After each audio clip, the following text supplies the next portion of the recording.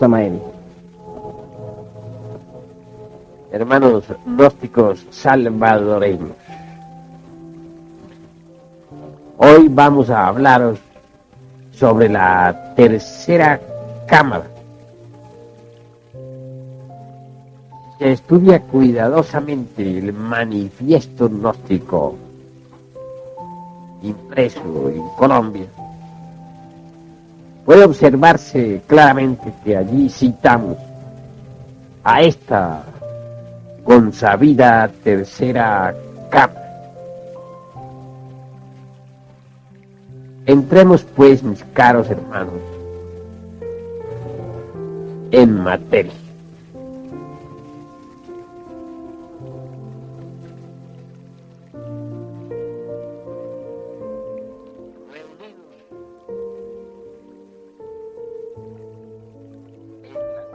En meditación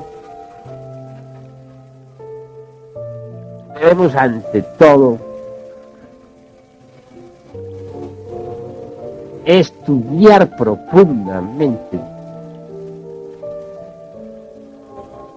el tema que nos interesa, el de la concentración,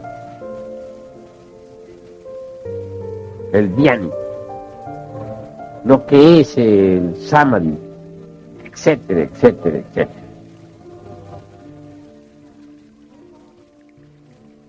Pensemos por un instante que ya estamos aquí todos reunidos en tercera cámara. Voy a desarrollar el temario y luego vamos a la práctica, mis caros hermanos.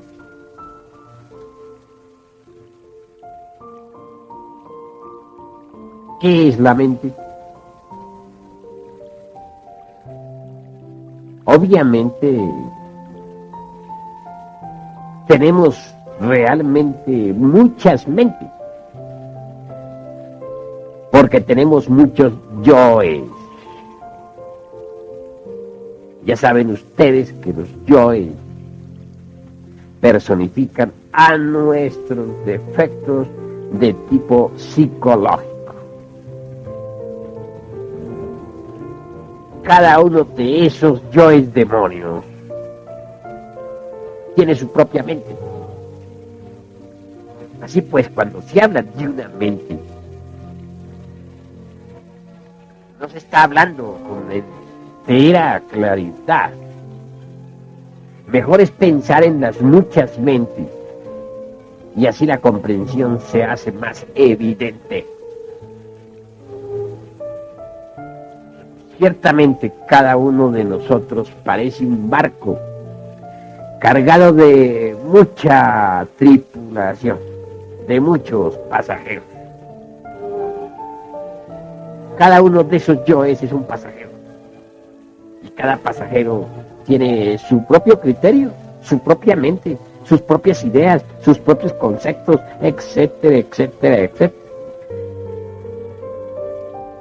Cuando cualquiera de esos yoes, por ejemplo, se entusiasma por la gnosis, jura lealtad. Desafortunadamente, mucho más tarde, es desplazado por otro yo que no le interesa la gnosis. Y entonces, como es natural, el sujeto se retira de nuestro movimiento. Cuando uno de esos yoes jura amor eterno, por ejemplo, a una mujer, parece como si todo marchara bien, pero más tarde sucede que otro yo desplaza al que juró y a ese nuevo no le interesa absolutamente tal juramento. Entonces se retira de la pobre mujer y esta queda naturalmente defraudada.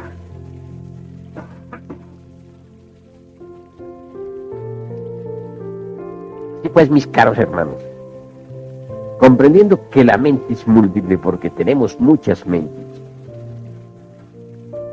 ahondemos un poco más en esta cuestión.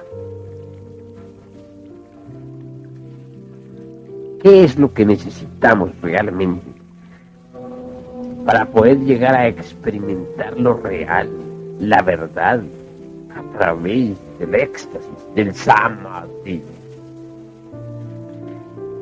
¿Cómo llegar a tal estado de arrobamiento místico, trascendental? Es muy interesante, mis caros hermanos, muy interesante. Reflexionen, por favor, reflexionen. Se trata, ante todo, de conseguir la quietud y el silencio de la mente. Solo así se puede llegar al éxtasis, al samadhi.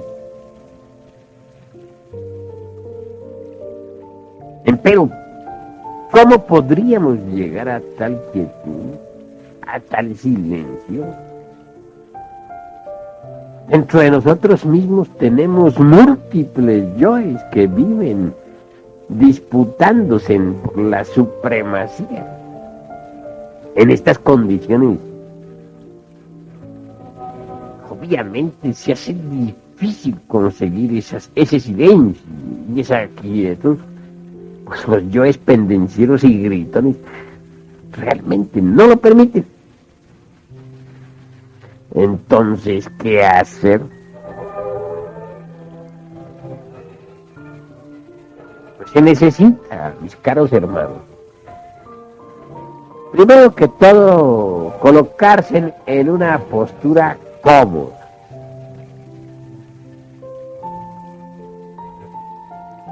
Entiendo que el lumicial, en sala de meditación, conviene estar sentado, sí, pero con el cuerpo relajado. Ningún músculo debe hallarse en tensión. En la casa es diferente, allí puede uno acostarse en su cama con la estrella flamígera, posición de 5 puntas, es decir, piernas y brazos abiertos, cuerpo relajado, y entrar en meditación.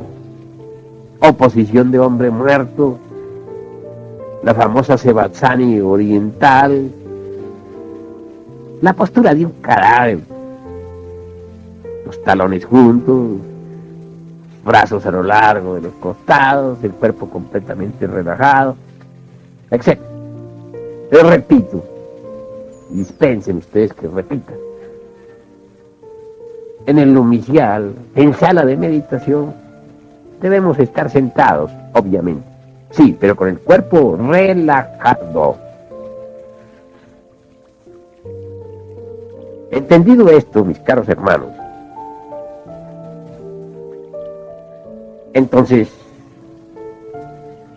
entramos en la técnica propiamente dicha de la meditación.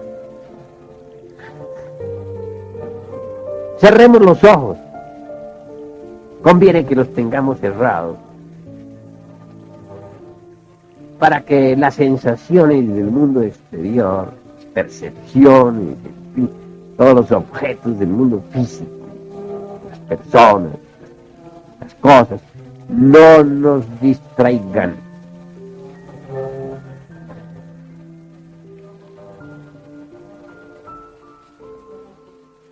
Ahora, conviene poner atención, tener la mente quieta, en silencio, por dentro y por fuera. Repito, esto solamente es posible estando atentos a lo que estamos haciendo, ¿verdad? Porque si ustedes no están atentos, ¿cómo van a tener la mente quieta y en silencio? Les viene un pensamiento, les viene otro, un deseo, cualquier cosa de esas, y ya la mente no está quieta ni en silencio. Desafortunadamente, hermanos, no es tan fácil estar atentos. Surge inevitablemente eso que podríamos llamar inatención. Hay pues dos estados, el de atención y el de inatención. ¿Comprendido? Si queremos estar atentos, surge lo opuesto, la inatención. ¿Y qué es lo que causa la inatención? Obviamente, los yoes que cargamos dentro, ¿verdad? Recuerdos, deseos, emociones, pasiones, acontecimientos del día, del mes, del año o de los años, memorias, rencores, resentimientos, etc. Eso es obvio. ¿Qué hacer entonces con toda esa multiplicidad del yo?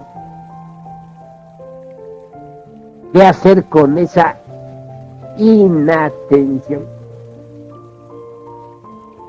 Observarla, mis caros hermanos, observarla. Cuando uno serenamente observa todas las fases de la inatención, cuando de verdad las mira en forma detallada y sin tomar partido por esto o por aquello, en esa misma observación de lo que es inatento, surge la real atención. Cuando ésta surge, la mente queda quieta y en silencio.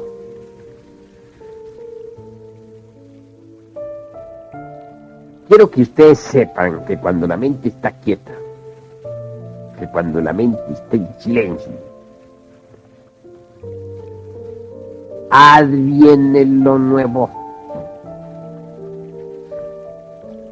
Eso es claro. En esos instantes la esencia se desembotella para experimentar en el mundo de lo real.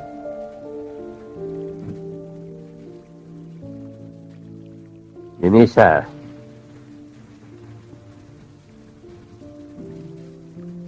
o en esos, mejor dijera, estados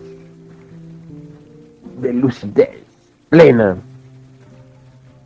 venimos a experimentar cierto elemento que transforma radicalmente, que nos da ánimo,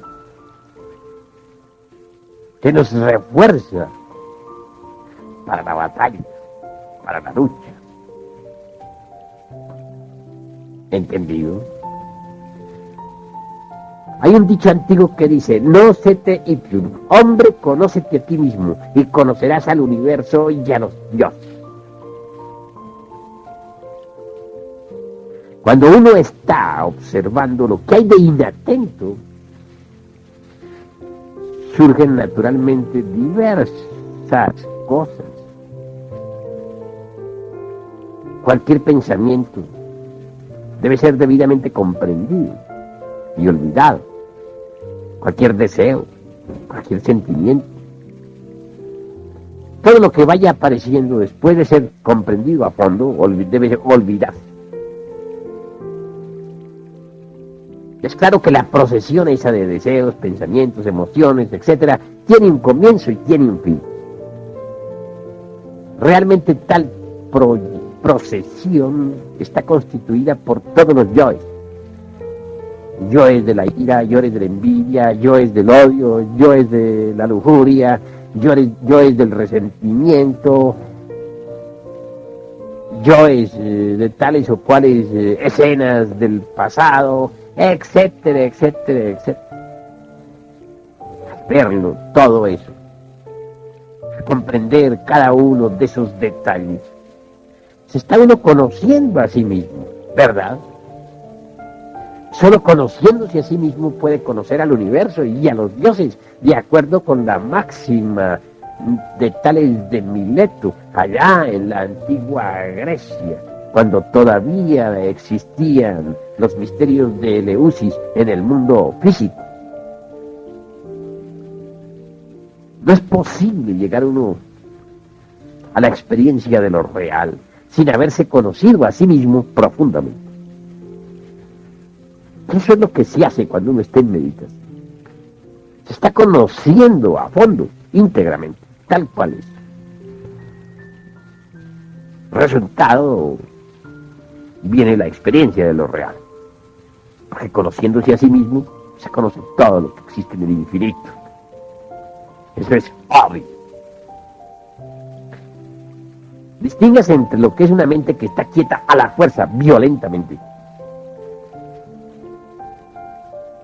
Es decir, que está aquietada a la brava, como dijéramos, y lo que es una mente que realmente está quieta en forma espontánea y pura. Distíngase entre una mente que está silenciada violentamente y una mente que está en silencio. Cuando la mente está aquietada violentamente, no está quieta. Lucha por moverse en sus fondos más profundos. Y cuando la mente está silenciada violentamente, tampoco está en silencio. Grita en sus fondos. Total, ese camino así resulta estéril. La quietud y el silencio deben surgir en forma espontánea y pura. Surgen cuando la procesión esa de recuerdos, pasiones, deseos, defectos, etcétera, concluye. En esos instantes es cuando la conciencia logra desenfrascarse para vivenciar lo que es real. Eso que no es del tiempo. Eso que es la verdad.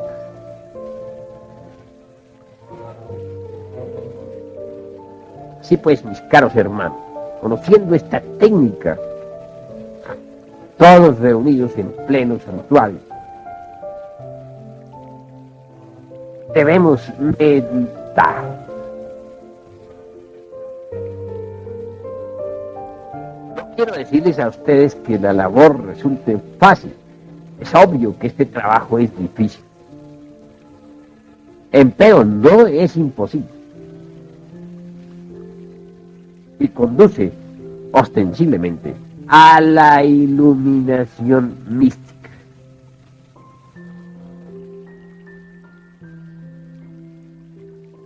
Quien se conoce a sí mismo, no lo olviden, conoce al universo y a los dioses.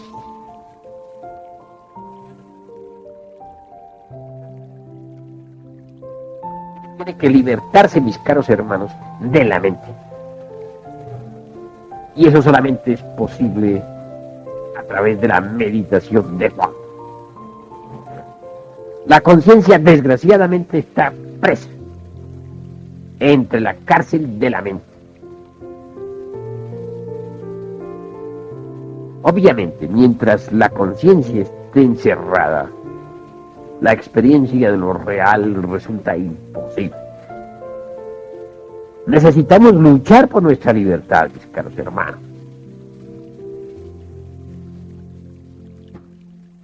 Recuerden que cada uno de vosotros está preso. Y lo grave es que no os dais cuenta de que estáis presos. Creéis que sois libres y no lo sois porque estáis presos. La cárcel de la mente es horrible. Allí, dentro de esa cárcel, está encerrada la conciencia. El alma, dijéramos, lo anímico, lo que verdaderamente vale la pena en nosotros. estáis en una situación difícil y no os dais cuenta de que estáis en una situación difícil. Ven cuántas gentes se dedican a fortificar los barrotes de esa prisión. Ponen avisos en los periódicos, que la escuela tal, que le confiere a uno poderes extraordinarios en la mente, que le desarrolla a uno la fuerza mental, que tiene técnicas extraordinarias para dominar por medio de la mente a todo el mundo, etcétera, etcétera, etcétera. Es decir, los que están presos hacen propaganda para que los demás sigan presos. ¡Qué horror! Desgraciadamente así es. Vosotros todos, mis caros hermanos, debéis comprender en forma íntegra la necesidad de libertaros de la mente para experimentar en el terreno de lo real. Y eso, repito, solamente es posible cuando la mente está quieta, cuando la mente está en silencio.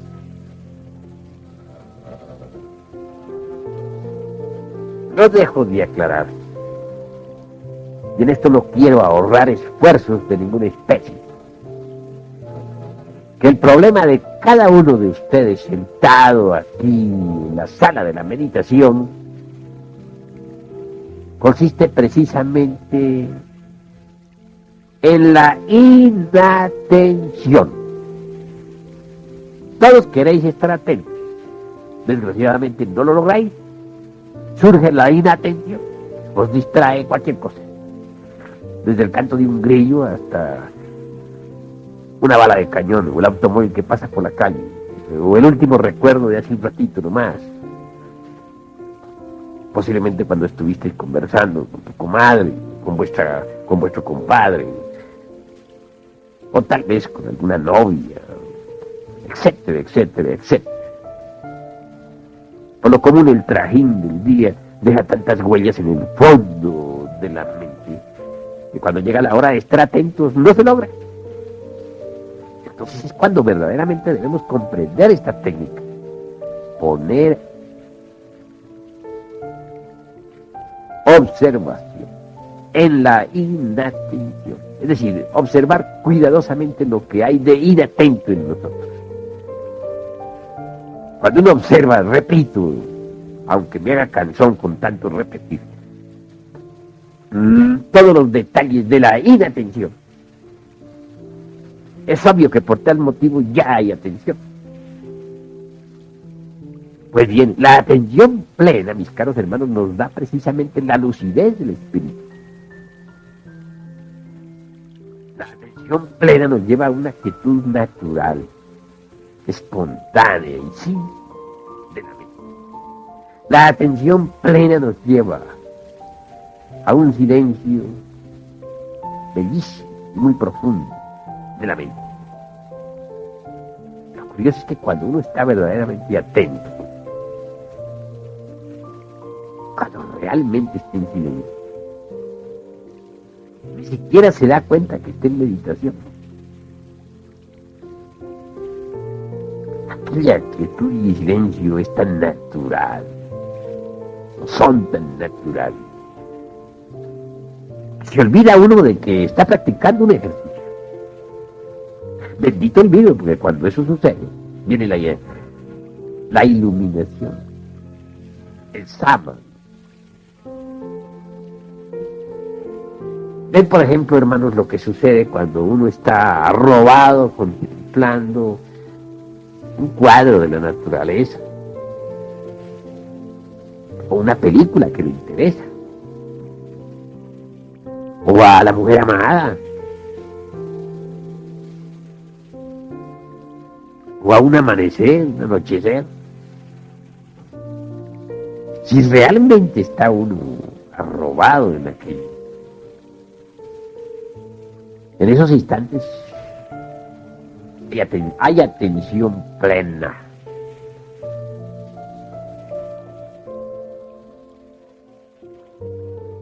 instantes de esos son los que necesitamos para llegar realmente a la iluminación.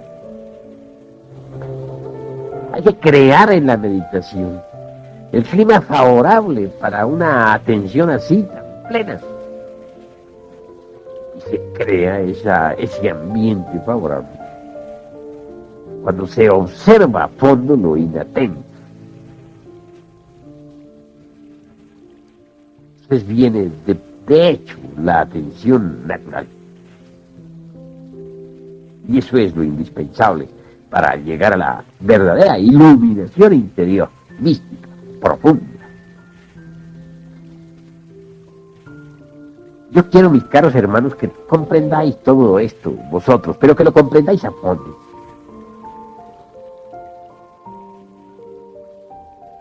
Necesitamos todos, libertarnos de las trabas de la mente, del batallar horroroso de los conceptos opuestos. Necesitamos zafarnos de entre todo ese mare magnum de opiniones, teorías, autores, etcétera, etcétera, etcétera.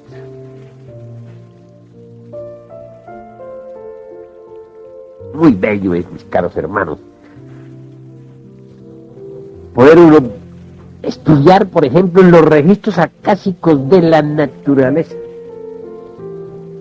todas las maravillas de la tierra y de sus razas.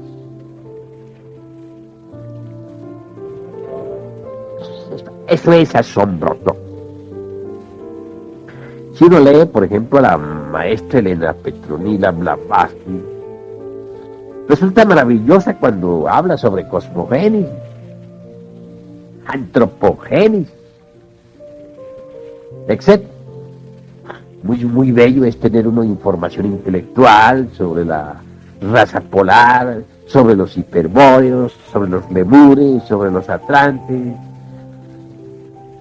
etc. Pero otra cosa uno es experimentar eso en forma directa. Sucede que en los registros acásicos de la naturaleza, nosotros podemos experimentar en forma directa. Pero se hace necesario zafar a la conciencia dentro del intelecto. Con la conciencia emancipada, podemos revisar todos los archivos sellados de esta gran naturaleza. Viajar en el tiempo. Vivir en esas épocas antiguas. Primera, segunda, tercera, cuarta raza, etcétera. Recordar nuestras vidas anteriores, mis caros hermanos. Eso es formidable, ¿verdad? Pero sería imposible realmente todo esto si continuamos presos, metidos en esa horrible prisión de la mente. Quiero que os libertéis. Y esto se hace por medio de la meditación de fondo.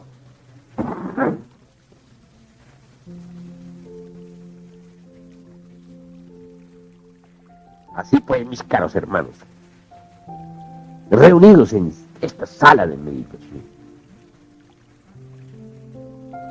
debemos comprender la necesidad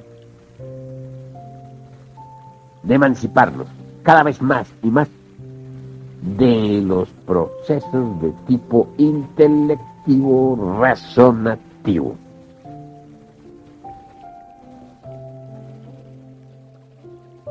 Hay mantras que ayudan también, pero hoy no voy a citarles mantras. Hoy quiero que comprendan la técnica.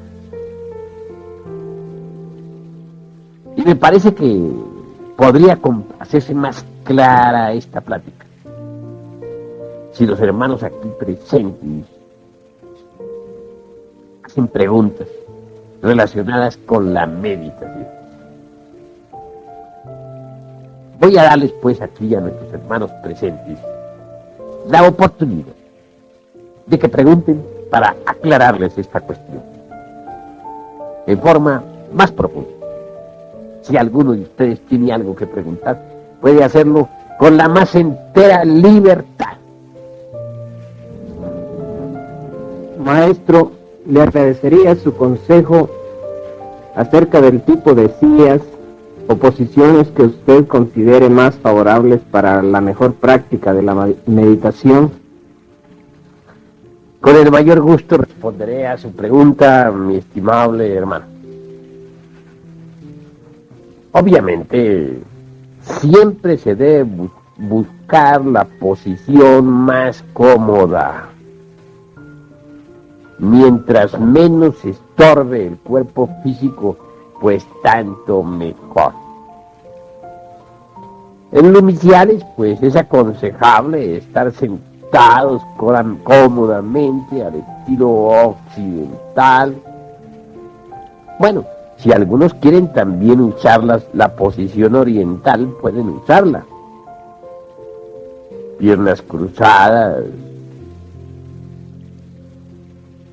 a lo búdico, etcétera. Y en cuanto a la posición estrictamente occidentalista, pues ya saben cómo es, eso no necesito explicarlo. Lo que sí conviene es que el cuerpo esté relajado en forma total, íntegra. En casa ya las cosas cambian. Allí pueden ustedes, como lo dije ya, acostarse en la posición flamígera, de estrella de 5 puntas, teniendo naturalmente todo el cuerpo relajado, o en la posición sevasana de tipo oriental, la posición de hombre muerto de que ya les he hablado, o con los brazos cruzados sobre el pecho, tal como se ve en algunas momias egipcias, quedando la mano y brazo derecho cruzada sobre el izquierdo, etcétera.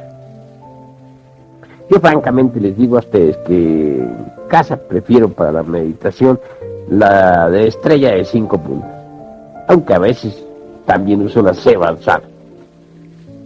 Pero ya en lo inicial cambia la cuestión. En lo inicial forzosamente hay que estar sentado. Eso es obvio. Disculpe, maestro. Quisiera preguntarle, en algunas ocasiones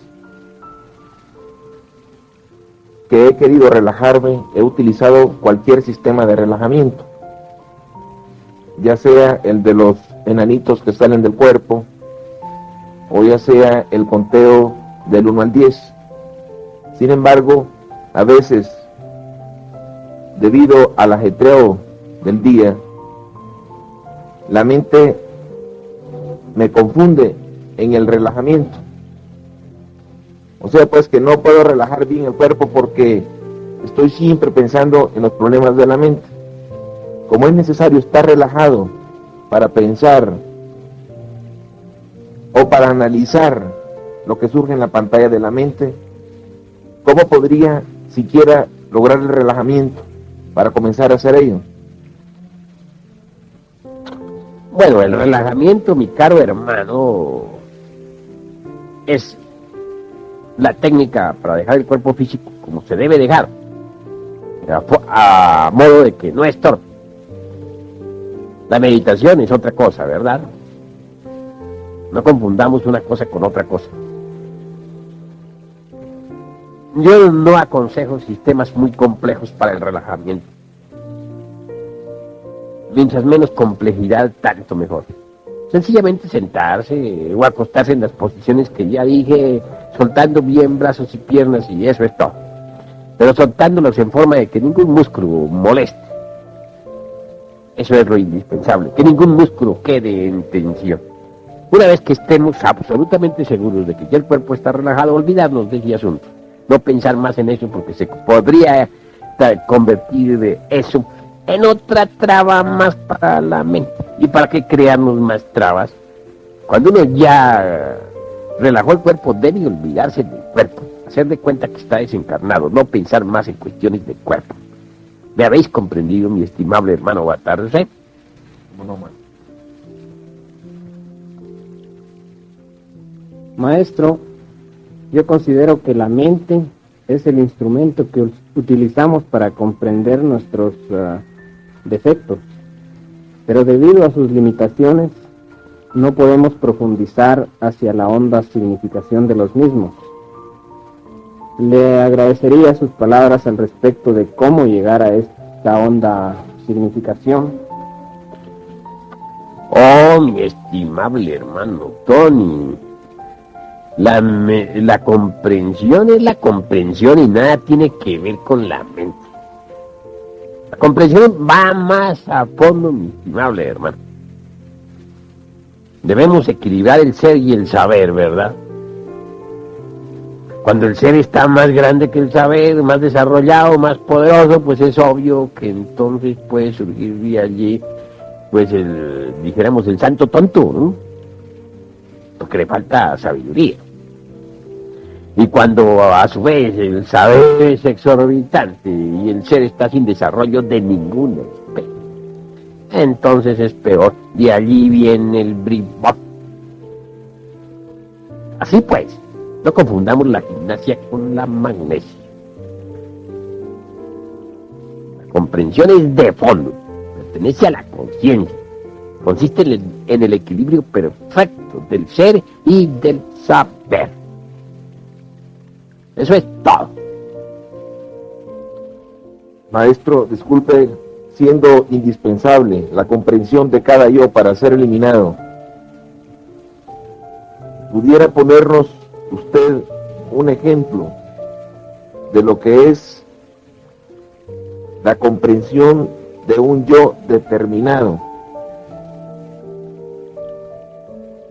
Porque en eso de comprensión hay muchas escalas.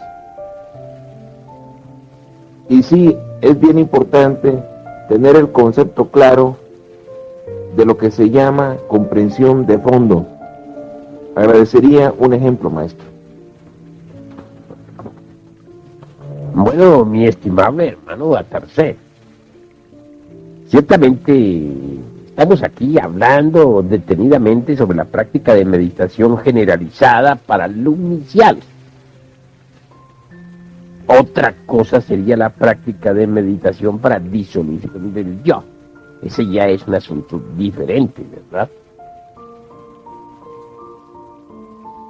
Pero ciertamente debo decirle que hay distintos grados de comprensión. Yo entiendo por comprensión de fondo cuando uno ha llegado a aprender, a capturar la honda significación de tal o cual cosa o de tal o cual defecto de tipo psicológico. Pero cuando uno no ha llegado así tan lejos, cuando tan solo comprende el proceso, por ejemplo, de la ira, o del egoísmo, o del odio, nada más, pero que no ha capturado realmente su íntimo significado de fondo, hay cierta comprensión, pero no es la comprensión de fondo, es la comprensión de superficie.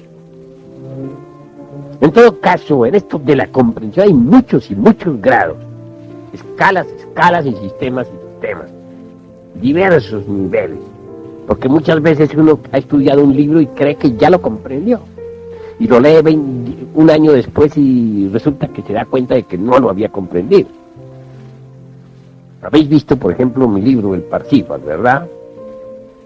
Ese es un libro para estudiarlo durante toda la vida. Sin embargo, hay muchas gentes que creen que ya lo comprendieron. Pero cuando lo vuelven a leer, se dan cuenta de que les faltaba comprenderlo más. Y si repiten la lectura años más tarde, se dan cuenta de que no habían entendido nada. Que les faltaba todavía comprender. Total que esto de la comprensión es algo muy elástico.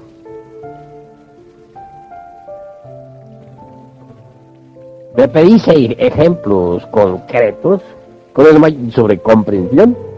Con el mayor gusto voy a citaros uno, nada más que uno experimentado en mí mismo, porque me gusta hablar sobre lo que yo mismo he experimentado. Por ejemplo, cierto día metido bajo tierra dentro de la cámara de reflexión del Sumum Supremum Sanctuarium, me propuse, mis caros hermanos, comprender aquella estancia de Xi'an donde se nos habla del primer instante relacionado con la fecundación de las aguas caóticas. Intelectualmente siempre había entendido que el fuego hace fecunda a las aguas de la vida. Eso es obvio. Intelectualmente había comprendido que el tercer logos fecundó las aguas caóticas en el amanecer de la existencia para que surgiera el cosmos. Mas no había aprehendido su honda significación. Necesité de la quietud y silencio de la mente. En esos instantes me visitó la maestra Elena Petronila Vázquez y me dijo: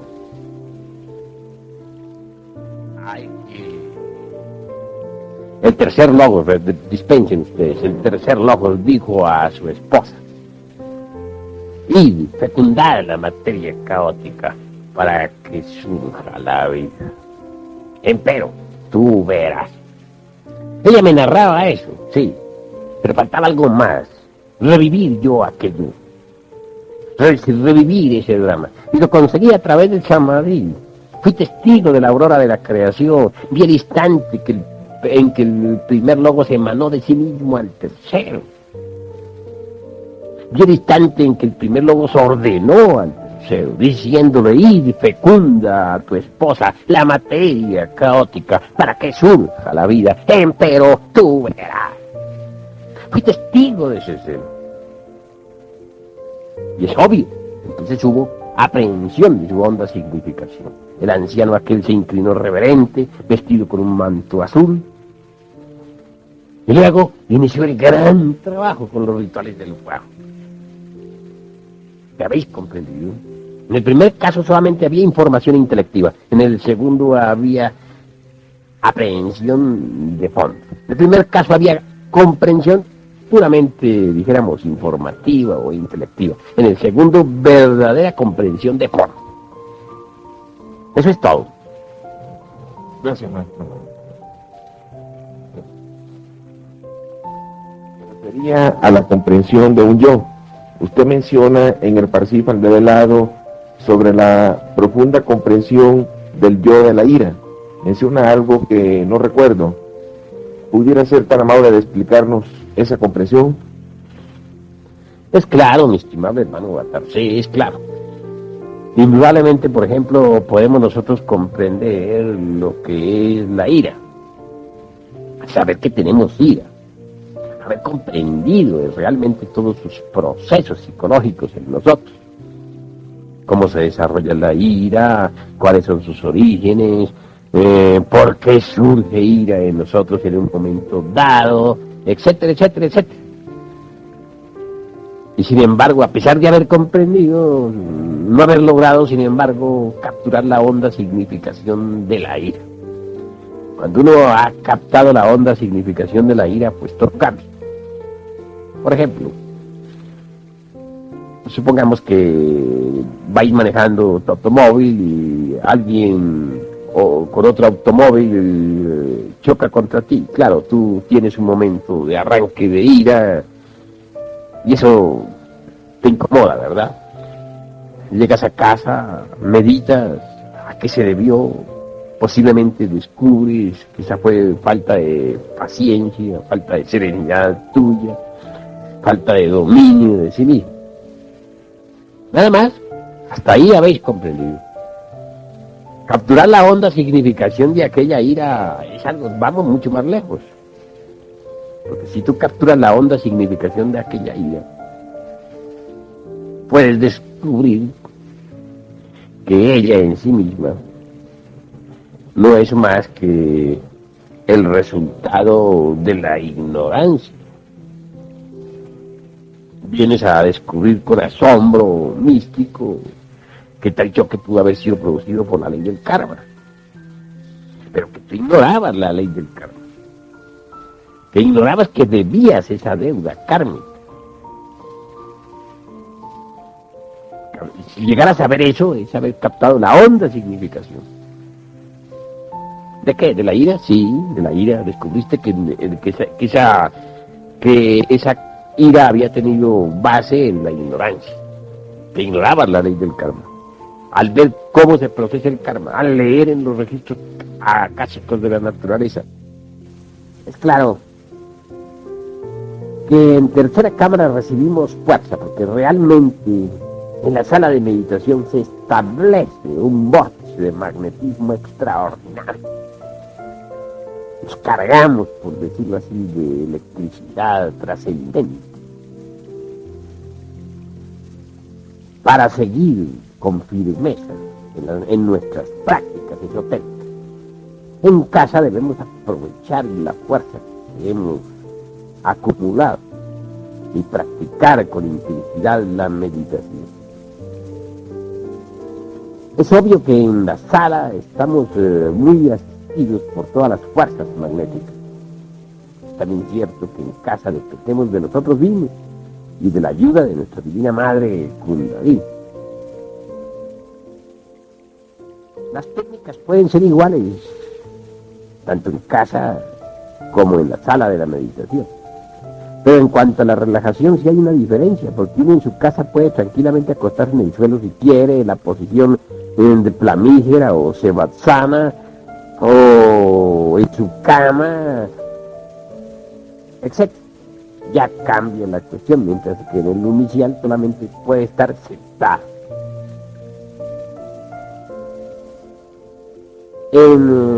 En cuanto al estudio sobre nuestros defectos psicológicos, el estudio del yo, del mí mismo para disolverlo, bueno, también pueden hacerse en tercera cámara meditaciones de este tipo. Pero en esta conferencia pues, no quiero propiamente dirigirme a eso. Únicamente quiero decirles a ustedes que en la casa puede uno meditar profundamente en los yoes. Es decir, primero descubren un defecto y luego trata de comprenderlo a través de la meditación, etcétera, etcétera, etcétera, en casa.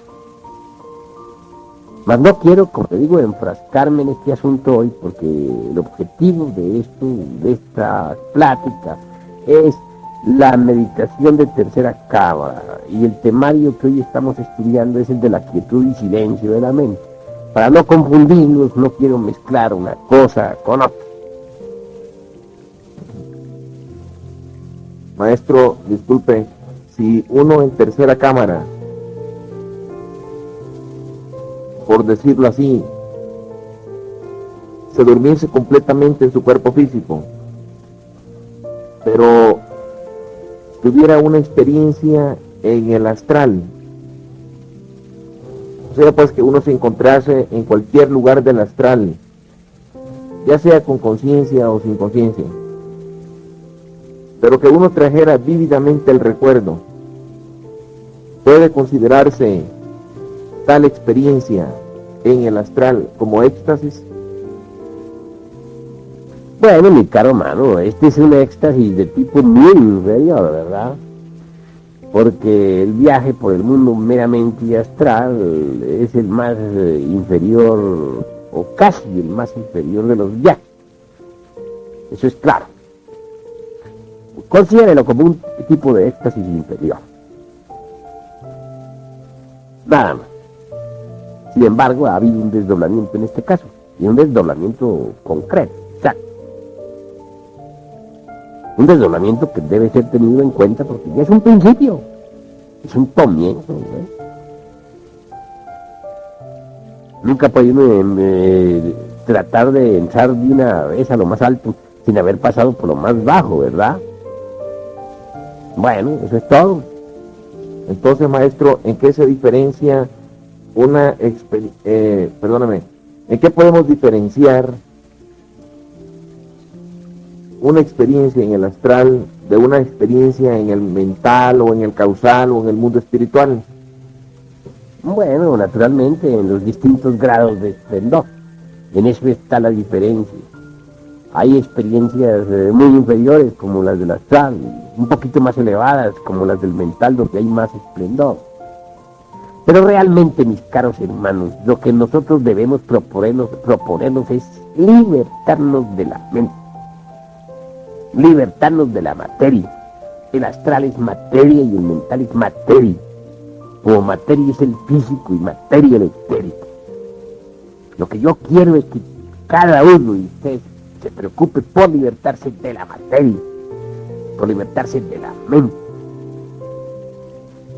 Lo vital para nosotros es funcionar como espíritu puro, limpio, en todo el espacio estrellado.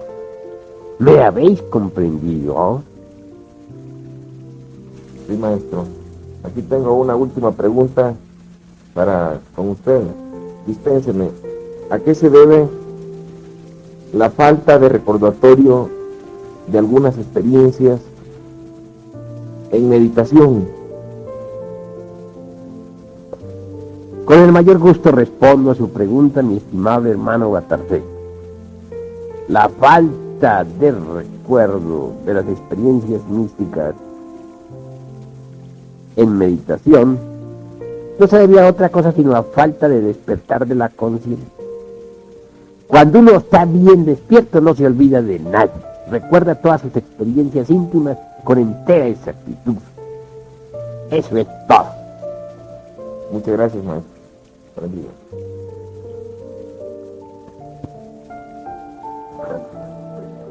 Bueno, mis caros hermanos, vamos a empezar la meditación.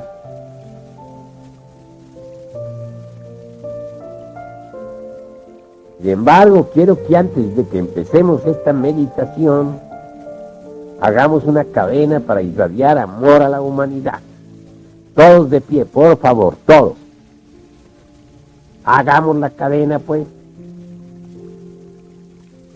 A ver, refuercen la cadena. Repitan conmigo, que todos los seres sean felices, que todos los seres sean dichosos, que todos los seres sean en paz. Otra vez, que todos los seres sean felices, que todos los seres sean dichosos, que todos los seres sean en paz. Otra vez, que todos los seres sean felices, que todos los seres sean dichosos, que todos los seres sean en paz. Ahora demos forma a nuestro mantra sagrado Aum.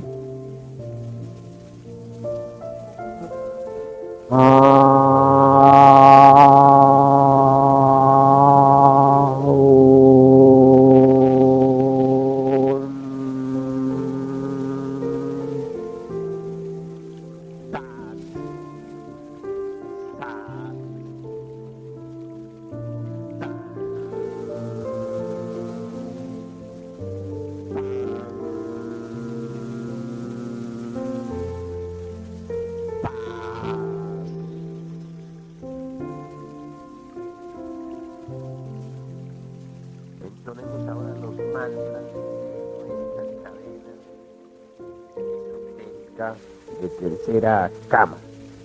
Todos, repitan conmigo, todos. Sal.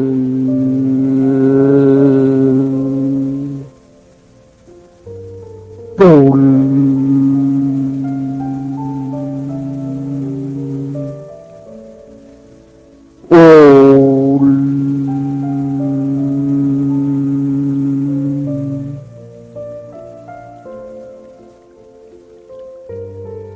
Hagan el signo del microcosmo, mis caros hermanos.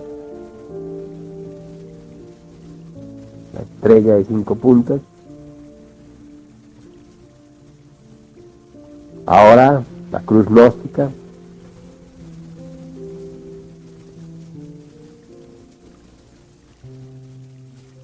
Favor tomar asiento, mis caros hermanos.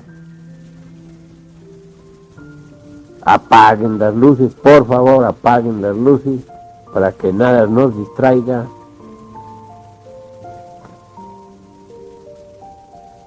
¿Ya están las luces apagadas?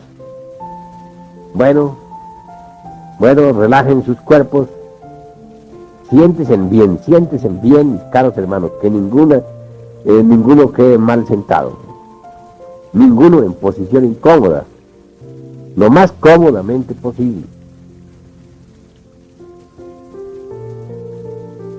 No crucen las piernas unas sobre otras, porque eso está mal. Piernas y brazos sueltos. Repito, bien sueltos. Que ningún músculo quede apretado. Que todos los músculos queden bien sueltos, bien relajados. No hagan de esto un problema, por favor, no hagan un problema. Esto es una cosa simplemente sencilla, soltar fácilmente lo puede hacer sin tanto trabajo.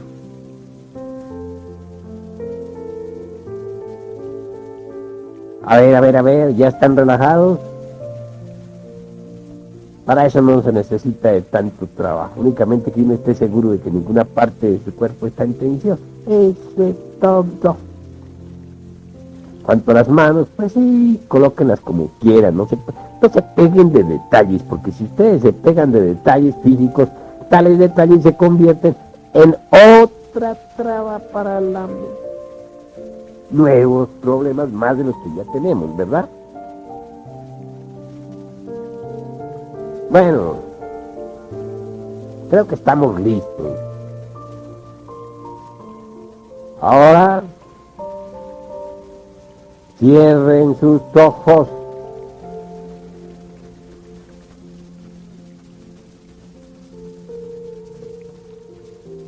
Al hacer la práctica se puede admitir un poquito de sueño para el físico, con tal de que no se duerma la conciencia, todo está bien. Muchas escuelas creen que uno no debe dormir el cuerpo físico, se equivoca. Cuando uno está en meditación conviene más bien que el cuerpo físico no estorbe, y no estorba cuando está dormido. Porque un cuerpo físico despierto es muy estorboso, molesta demasiado. Yo mismo cuando estoy en los mundos internos, estoy muy contento, muy feliz si mi cuerpo físico está bien dormido, pero cuando el cuerpo físico, por ejemplo, está despierto, me sostengo allí a base de pura voluntad, claro, de una forma más incómoda, eso es obvio. Así pues, pueden los vehículos físicos adormecerse, y eso es mejor. Lo importante es que la conciencia no se adormezca, que esté vigilante como el vivía en época de guerra. ¿Entendido? Bueno, mis caros hermanos, vamos ahora pues a meditar.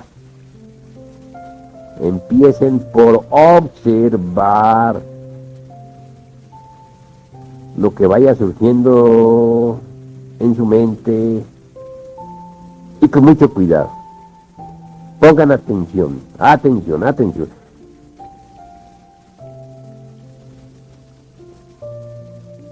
Pongan atención en lo que uno tiene de inatento. Lo que uno tiene de inatento son los deseos que van apareciendo, las emociones, las pasiones, los recuerdos de las cosas del día, del ayer, del anteayer, etcétera. Observen, por favor, observen lo que vaya apareciendo en su mente. Observen, y con mucho cuidado observen. Pongan atención en todo eso que vaya apareciendo. Pero comprendan lo que va apareciendo, mis caros hermanos, compréndanlo y olvídenlo. Y si algo nuevo surge, pues compréndanlo y olvídenlo. Y si otra cosa nueva surge, pues compréndela y olvídenla. A ver, entren pues en meditación. Adormezcan sus cuerpos físicos un poco más, pero con la conciencia alerta, ¿verdad? Alerta.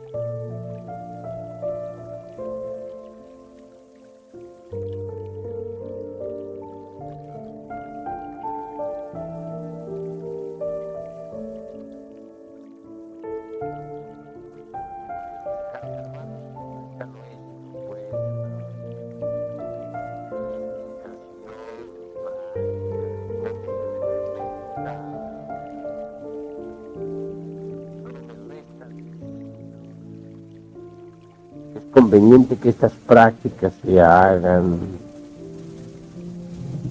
durante una hora seguida, una hora seguida. ¿Entendido? Concluida ya la meditación, entonces todo lo que hay que hacer es formar la cadena. Y voy a repetir cómo se debe hacer para que ustedes me entiendan. A ver, formar la cadena, todos. Irradiemos amor, que todos los seres sean felices. Repitan conmigo. Que todos los seres sean dichosos. Repitan. Que todos los seres sean en paz. Que todos los seres sean felices. Que todos los seres sean dichosos. Que todos los seres sean en paz. Que todos los seres sean felices. Que todos los seres sean dichosos. Que todos los seres sean en paz. Demos forma a nuestro mantra en sagrado Aum. Aum.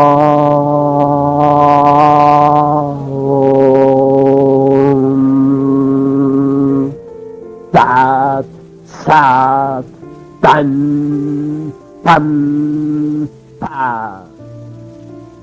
Ahora vienen los mantras con los que se debe finalizar siempre la gran cadena. Sal, Tul, Un. Luego el signo del microcosmos. Luego la cruz gnóstica, o la cruz dentro del círculo. Esta convocación ha terminado. Así es que se concluye, mis caros hermanos. La práctica debe ser por una hora. Es claro que yo no voy a estar haciendo aquí, a través de una cinta grabada, toda la práctica de una hora porque se nos acabaría la cinta. Únicamente el objetivo de esta cinta es indicarles cómo se debe hacer, en qué forma se debe trabajar. Después todos los hermanos se despiden cariñosamente y se retiran. Así es como se trabaja. Así es como debe funcionar siempre la tercera cámara. Los que ingresen a tercera cámara son individuos que deben haber estado por lo menos 3 años en el movimiento gnóstico. No se puede recibir en tercera cámara a un individuo de 1 año o de 2, sino a los que hayan tenido por lo menos 3 años de asistencia puntual a las primera y segunda cámaras. ¿Comprendido? Bueno, mis caros hermanos, creo que ya no hay nada más que hablar por ahora. Si algo hay que decir, pueden decirlo con entera libertad. Maestro, una pregunta que le rogaría que nos contestara es sobre qué es lo que se debe de comer antes de la práctica de tercera cámara. Y si el estómago lleno o semilleno no es óbice para realizar una buena práctica. Con mucho gusto, mi estimable hermano Batarse, responderé a su pregunta. Para asistir a tercera cámara es mejor no comer nada absolutamente antes. Mejor es asistir uno con el estómago limpio. Así la práctica resulta con más comodidad. ¿Entendido?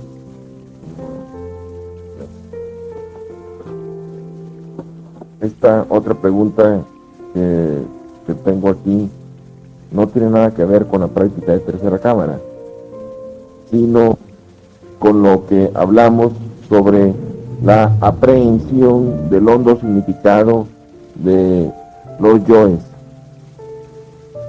En este caso, usted se refirió al yo de la ira,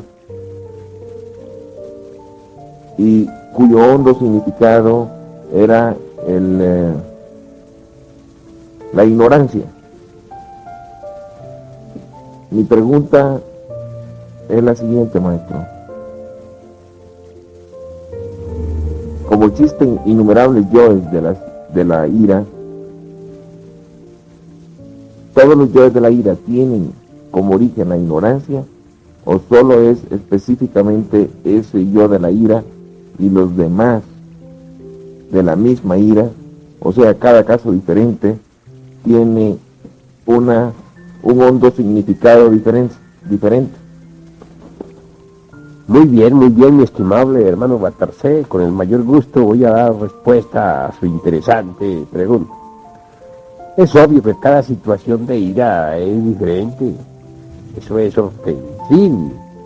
Sin embargo, podemos prácticamente catalogar todas las situaciones de ira resumiéndolas a tres. Primera, que llamaríamos ira producida por el ánimo. Dos, sería ira producida por el cuerpo. Tres, ira producida por la lengua. Vamos a examinarlas cada una por separado. ¿Les parece? Bien. Ira producida por el ánimo. No siempre está uno en el mismo estado de ánimo. Alguien puede producirle a uno ira si le dice tal o cual palabra en un estado de ánimo, y sin embargo en otro ánimo pueden repetirle a uno la misma palabra y no sentir uno nada. Cualquier insultador puede herirlo a uno fácilmente si lo encuentra en un estado de ánimo, pero en otro estado de ánimo el insultador puede que no encuentre eco en uno. Así pues, los estados de ánimo son muy variados.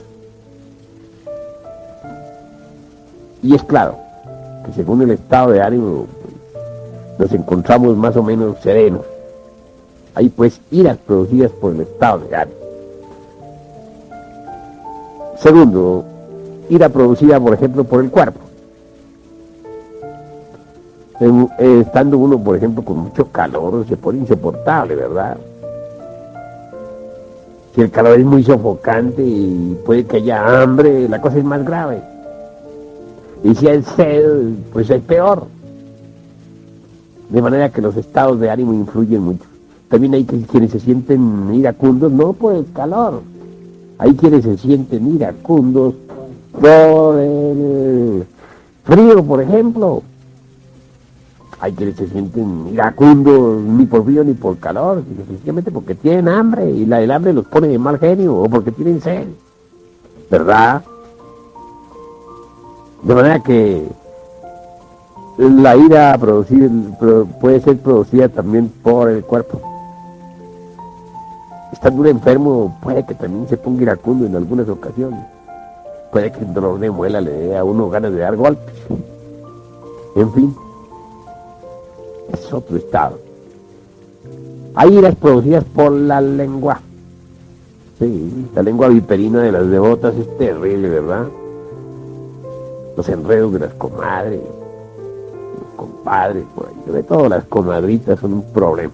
Bueno, naturalmente aquello del dicen que se dice, la calumnia, en fin, todo eso pues puede provocar ira producida por la lengua. La lengua, y uno también puede iracunda responder con palabras hirientes, ¿verdad? De manera que la ira de la lengua, obsérvenla. Qué curiosa, resulta de lengua a lengua. Nos insultan e insultamos, nos hieren y herimos. Usamos la palabra en esa forma, mal usada, ¿verdad? Pero así es la humanidad. Bueno, la ira, pues, vean ustedes, tiene tantas facetas. Cada situación de ira es diferente, pero todos los aspectos de la ira se reducen a tres. Mejor mencionemos esos tres en una forma un poquito más ordenada. Cuerpo, ánimo y lengua. ¿Entendido? Aprender la honda significación de todo eso es importante. Por ejemplo, nos calumnian. Y claro, si nuestro estado de ánimo no está muy bueno, nos sentimos ofendidos. Y reaccionamos violentamente. Interesante sería después comprender, y además de comprender, llegar a captar la honda significación. Cuando captamos la honda significación, cambia el panorama. Puede que aquel que nos ha calumniado o que nos ha insultado sea una víctima nuestra. Sí, puede haber sido víctima nuestra en una pasada reencarnación. Puede que nosotros hayamos herido a aquella persona y ahora está reaccionado con nosotros, vengándose, aunque en forma inconsciente. En este caso es un karma que nosotros no habíamos entendido, pero cuando ya lo entendimos, entonces hemos capturado su honda significación. Sería muy largo extendernos en todos estos detalles, pero ya lo saben, si hay algo más que aclarar, pues pueden preguntar, mis caros hermanos. Maestro, dijo usted que la comprensión no era de la mente. Y luego en otra parte nos dijo algo acerca de la comprensión intelectiva. ¿Cómo es eso, maestro? ¿Me puede explicar? Bueno, mi caro hermano, aparentemente hay una contradicción, ¿verdad? Sin embargo, subraye usted la palabra intelectiva. Subráyela y vaya al fondo. Yo quiero ante todo que comprenda usted a fondo el significado de todo esto. Cuando dije comprensión intelectiva, no me limité realmente al intelecto. No, quise ir más allá del mero intelecto. Por eso le digo, subraye. Pero como el intelecto naturalmente es el instrumento de manifestación aquí en el mundo físico, porque sirve de vehículo a la conciencia. Aunque está prisionera dentro del mismo intelecto, siempre sirve de vehículo. Naturalmente, por eso hablé de información o de comprensión intelectiva. Lo hablé, dijéramos, en una forma convencional. Porque la comprensión, repito, y subrayo, no es intelectiva. Pero aclaro, el intelecto sirve de instrumento a la conciencia. Naturalmente, sirve cuando quiere servir, ¿no? Cuando uno logra dominar la mente. Desgraciadamente, son muy pocos los que saben dominar la mente. ¿Entendido? Sí, maestro, muchas gracias. Maestro, en una pregunta que le hicimos anteriormente, tengo una duda acerca del relato que nos explicó usted, que tuvo en el interior de la tierra, en el Sumo Supremo Santuario de Colombia. Quisiera que nos volviera a repetir este relato, puesto que en la grabación considero que no quedó muy claro. Con el mayor gusto, hermano, arrojaré lampos de luz sobre lo que antes dije.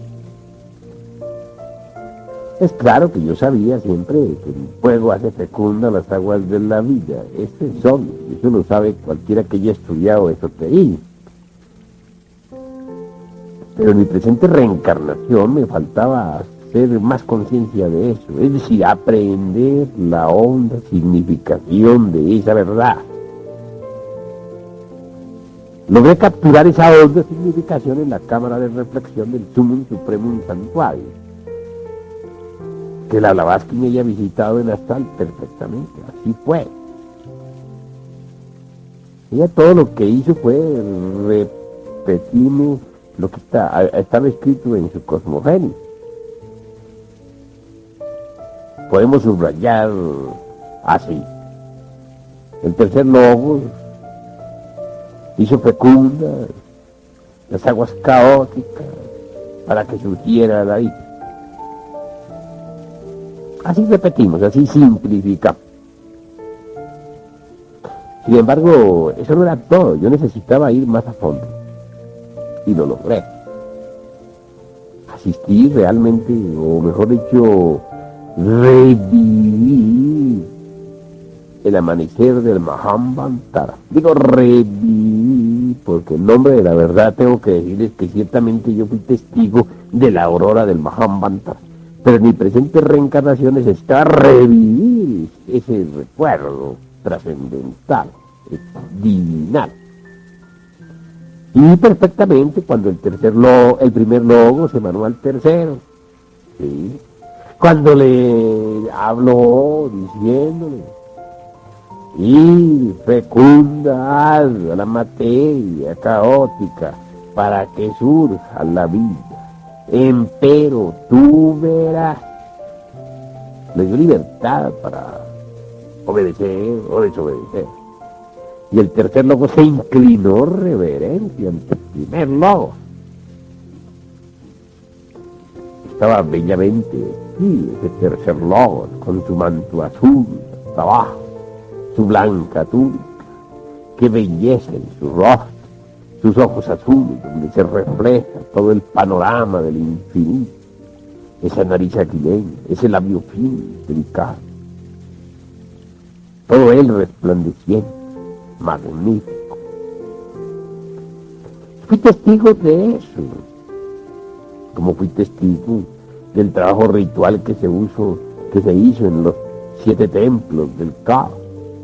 Bueno, al experimentar lo trascendental, pues aprendí, capturé la honda significación de esa verdad que está escrita en Cosmogénesis y que todos los hermanitos de las diversas escuelas repiten, pero que no han logrado realmente vivenciar o experimentar en forma íntima.